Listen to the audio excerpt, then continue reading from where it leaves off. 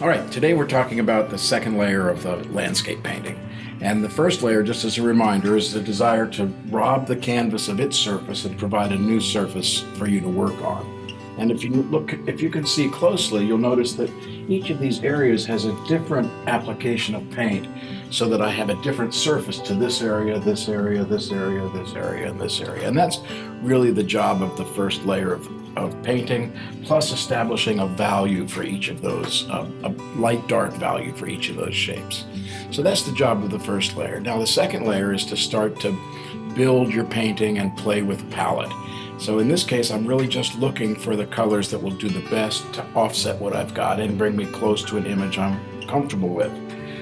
This is almost an entirely green-blue canvas, which means I can start with an analogous palette, which is a little bit of violet and a little bit of a complement, orange. So I'm going to start to build the image with my blues, oranges, and violets, because all the greens are here, and we'll see what happens. So that's the job, and now I'm going to start with as large a brush as I can, and I'm going to start to mix a little bit of a color to play with the easiest part of the process, which is going to be the blues and the violets in the water. So I'll sit here, the values are already established. So I'm going to try to stay within the values I've established, and I'm just going to, this is sort of the beginning of the more time-consuming sort of the painting. So the first thing I'll do is I'll check the color I've got against the value and its position. So this color is the correct color, but it's in the wrong spot. It's a much darker value than what I'm looking for. It's perfect value for this area.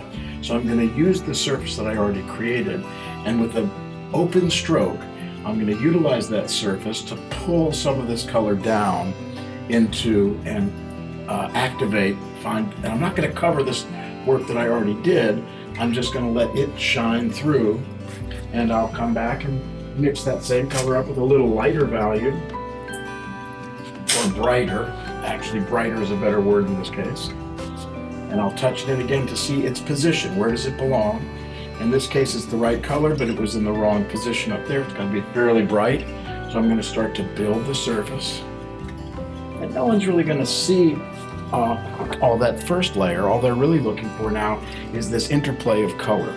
So I'm going to scoop that together and get an even brighter value for the first area of the painting. In order to do that, I'm going to pull and point this big brush. I'm going to test the color. Yeah, it's still a little dark, so I'll try to brighten it up a touch. I play with some of the realities of nature. So in this case, I've already established the horizontal lines, which are a reference to the surface of the water, and the vertical strokes are always a reference to the reflections. So if we're working with water, it's usually a combination, a weaving of vertical and horizontal strokes. And since the horizontal strokes are in, I'm going to come back with vertical, right, and those values that I established. And in this newer palette, the blues and violets. And then the last thing I'm going to do before I leave this area, since most of my strokes are horizontal, is to come back with the edge of the knife. And in this case, I'm going to pick a slightly different color. Come back with the edge of the knife and sort of weave some horizontal strokes back in to the painting, so that I'm really just mixing a little bit of peanut butter into my chocolate. So I'm taking a little bit of this darker value and moving it into the light shade, taking a little bit of the lighter value and moving it into the darker shade. I don't want to bore you to death by watching me finish this second layer, but I've already established a second coat on this layer, on this area, and on this area. And all I'm going to do is do the same thing with the values I established on the other two areas, and I'll call that quits for the day. And again, the purpose of this second layer is to refine your shape and refine your color. In this case, I'm just thinking about water, and in this case, I'm thinking about foliage, and this sunlit water, sunlit foliage, and that's all I do.